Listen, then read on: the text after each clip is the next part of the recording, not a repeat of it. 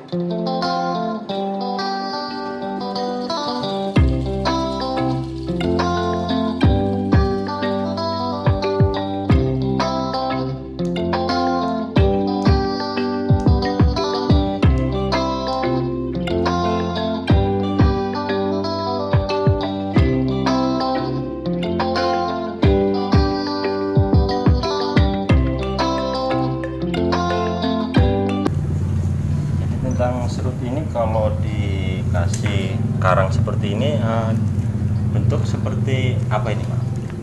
namanya. Setiap pohon bonsai mempunyai suatu kesan dan pesan. Kesan dan pesannya itu adalah atau istilahnya gaya pohon. Kalau yang berbentuk ada karang-karang, kalau di istilah bonsai adalah bonsai on drop. On drop itu adalah bonsai hidup.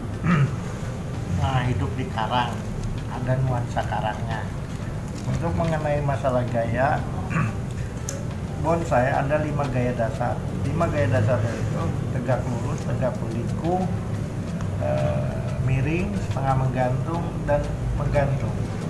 Nah, untuk melihat serut seperti ini condongnya ke pohon, gaya dasarnya adalah miring. Tapi tema yang lebih cocok adalah itu baru dasar tadi. Nah, ini agak miring gitu, atau slanting. Atau ya slanting kalau bahasa Inggrisnya itu. Terus istilah nama serut, bahasa Latinnya adalah Trablus asper. Itu nama Latin untuk pohon ini. Ini lagi proses masa framing dan untuk koreksi perantingan cabangan dan ranting yang tidak perlu kita buang, dan kita untuk memperlihatkan alur gerak cabang dan rantingnya, karena ini pohon cabang dan rantingnya sudah semrawut di dalam pohon itu sendiri. Makanya kita koreksi, kita buka sehingga alur pergerakan cabang dan rantingnya kelihatan.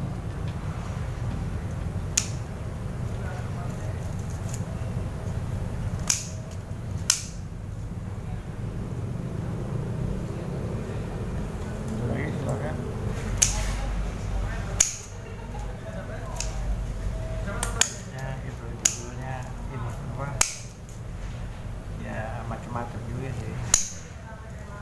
Tip dan trik. Ini adalah trik pemotongan cabang dan ranting, disesuaikan dengan gaya dan bentuknya supaya hasil akhirnya ideal dan proporsional.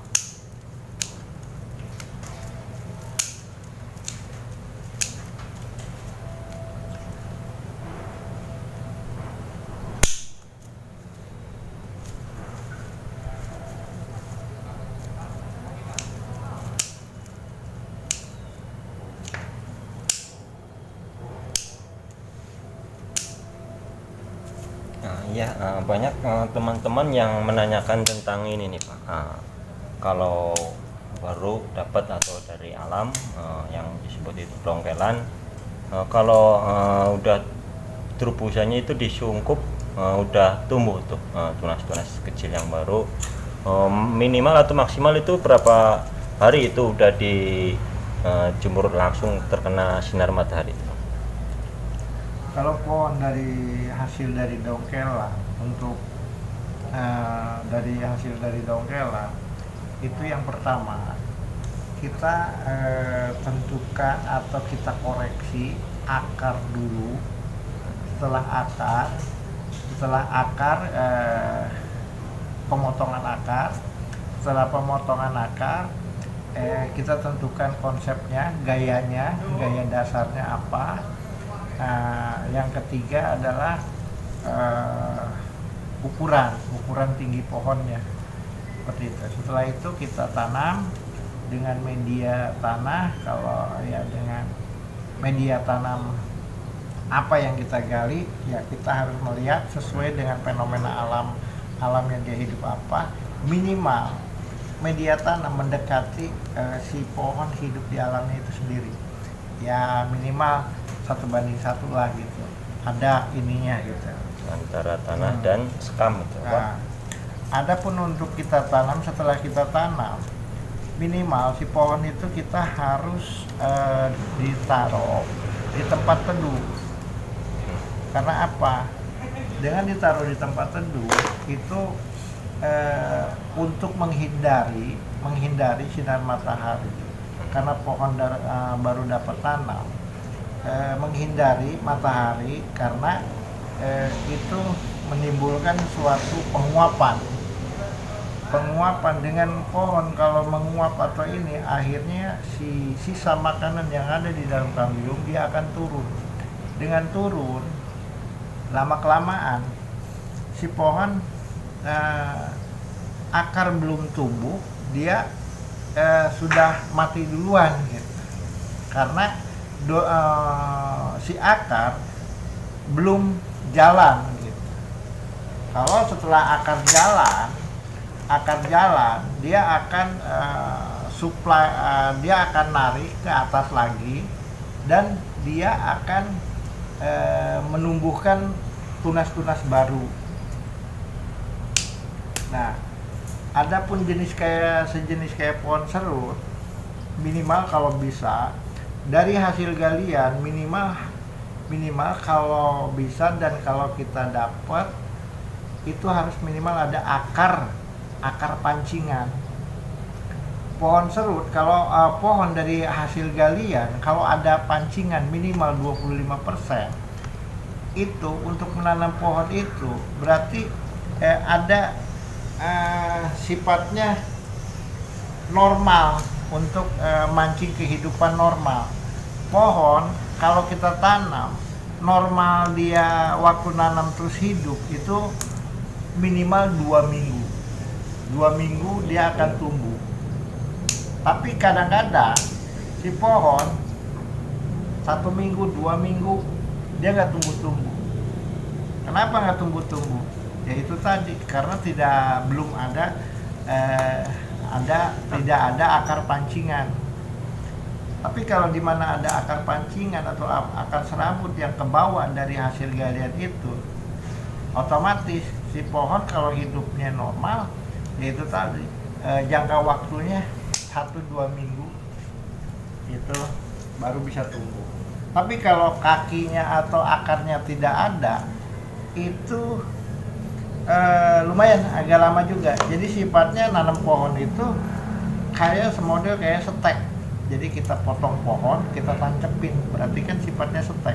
Begitu pula dengan bonggolan yang kita ambil dari alam, tidak ada sama sekali akar.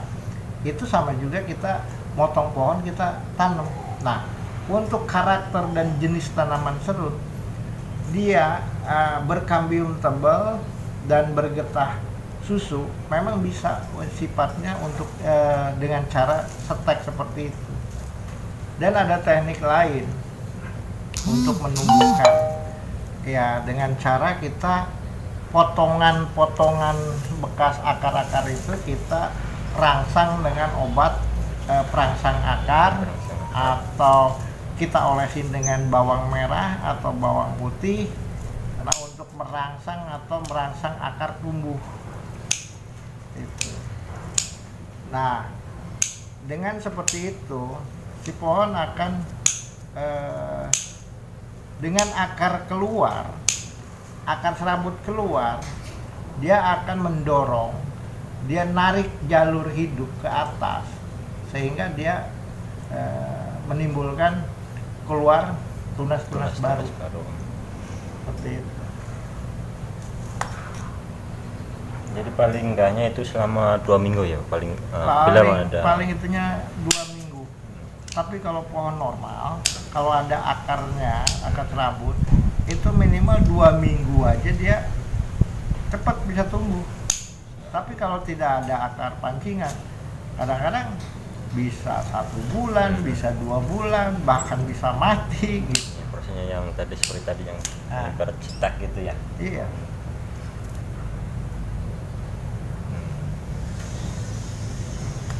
Jadi itu guys, tentang tip dari Pak Iwan tentang bonsai serut.